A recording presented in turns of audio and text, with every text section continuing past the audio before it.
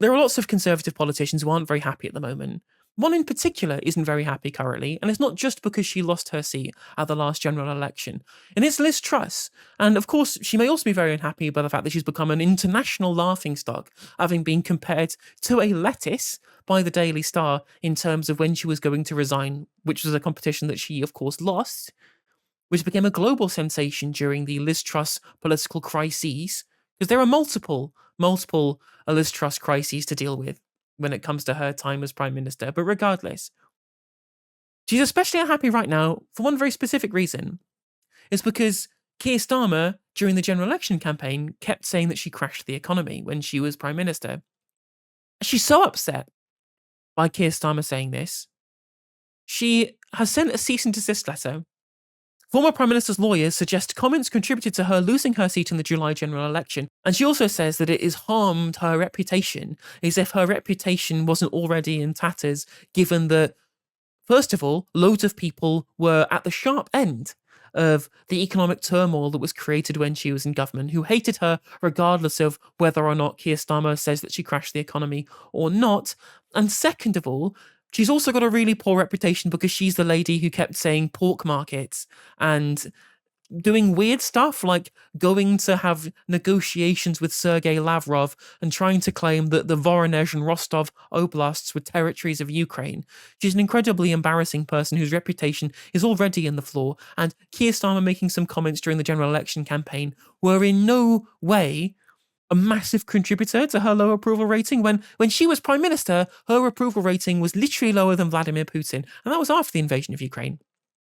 So the idea that somehow Keir Starmer saying that she crashed the economy is this kind of millstone hanging around her neck that has made her politically toxic, when it's actually all the things that she did that are the problem, just shows you how delusional that she personally is, that she was always in the right, that there was people outside the left-wing economic establishment that brought her down rather than the actions that she took was in government. Like, this is such obvious levels of delusion that she thinks that it's somehow Keir Starmer's fault and not indeed her own fault that she is viewed so negatively by the public. I will make a point, though. I think that one of the reasons why I don't think this is going to be successful, in my personal opinion, is that there is no strict definition of crashing the economy, right? What does it mean to crash an economy? There's no hard and fast definition of what this means, like quantitatively. So it's going to be really difficult to try and claim that she didn't do that when people's definitions of what crashing an economy consists of are going to differ from person to person. What I will say is that trying to treat Liz Truss as she is like the sole Conservative politician who is responsible for our terrible economic conditions is letting George Osborne off the hook. The actions that George Osborne took over 6 years were stratospherically bad for the economy, and to a way greater degree than Liz Truss ever did in her very short time in government. The problem, of course, is the narrative that is spun out of this. So the reason why Liz Truss is said to have crashed the economy in the political realm is because her poor economic decisions only affected people who hold assets, either people who are part of pension funds, who have investments in pensions, or people who have mortgages. So when she increased the deficit through her mini budget to pay for tax cuts, essentially, and also on top of that, paying for the energy price guarantee as this kind of go for growth package, this was done overnight, essentially, with no warning, no OBR forecasts to alert the markets to what would happen. It was done at the same time as the Bank of England had just engaged in quantitative tightening, so selling bonds back onto the market, which would therefore increase their overall yields, which happens during quantitative tightening and also happens when people lose confidence in the ability for the Bank of England and for the government to be able to repay the interest on government bonds. So massively increasing the deficit whilst also decreasing their tax base was something that was going to make that situation even worse. So gilt yields massively spiked immediately, like overnight. And pensions at the time were overly invested in what are called LDIs, liability-driven investments, which heavily rely on the stability of the gilt yield on government bonds.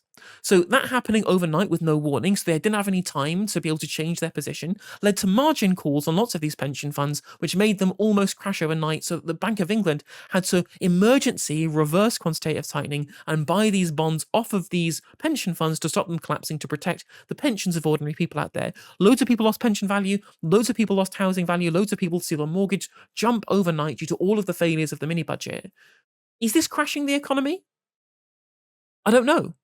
You could describe it as such. The people whose mortgages and pensions were affected, these people certainly felt like the economy was crashed. But how is that any worse than the 330,000 people who lost their lives due to austerity, which had an equally and almost worse long-term effect on the UK economy because of the stripping away of the public realm, the lack of public services needed to have a functioning economy, the increase in the waiting list, which led to loads of people off sick, which led to less productive capacity, all of these different kind of important parts of having an economy that works was stripped away by George Osborne and were never replaced. That was incredibly damaging. That essentially has led to us with the position we're in. We're in an economic doom spiral, especially after we deindustrialize in the 80s and have no manufacturing base. So when the financial sector loses interest in us, our economy collapses too. Is that crashing the economy? Is Rachel Reeves crashing the economy today, as we've seen gilt yields slightly increase, mostly as a response to the idea that Donald Trump might start increasing tariffs on trading with the United Kingdom? Interest rates are going up all over the world. Government repayments on their debts, they're increasing the world over. Is that Rachel Reeves' fault? Has Rachel Reeves crashed the economy when gilt yields have risen to the highest they've been since November 2023? The pound is at its lowest value since November 2023. Currently. Is this crashing the economy? These are very nebulous terms, but there's a reason why George Osborne's austerity only affected poor people and was seen as being rational, sensible, important economics. And yet when Liz Truss does something equally as egregious, but it affects the people who are important to politicians, which is homeowners and pension holders, suddenly it's crashing the economy. Now, do I think that Liz Truss did bad things in government? Yes. Were her economic decisions fucking stupid? Of course they were. Is Keir Starmer absolutely within his right to describe her as having crashed the economy? In my view, 100%. But it absolutely shows you who matters. It shows you who matters in British politics when they describe Liz Truss's actions as crashing the economy, but George Osborne gets off scot-free to go and natter with David Cameron, his accomplice in crime, on the Political Currency podcast with his frenemy, Ed Balls, with very little scrutiny over the horrific things that happened under his government. Because poor people don't matter to our media, but all the journalists who might have mortgages, who might have pensions, Liz Truss affects them. Suddenly it's politically relevant. Not saying that we should not care that people's pension funds lost value and people's mortgages were harder to repay. That has real economic effects, and that's bad. But the fact that only that is taken care of, only that makes the news when poor people dying doesn't make the news, shows you who matters in British politics.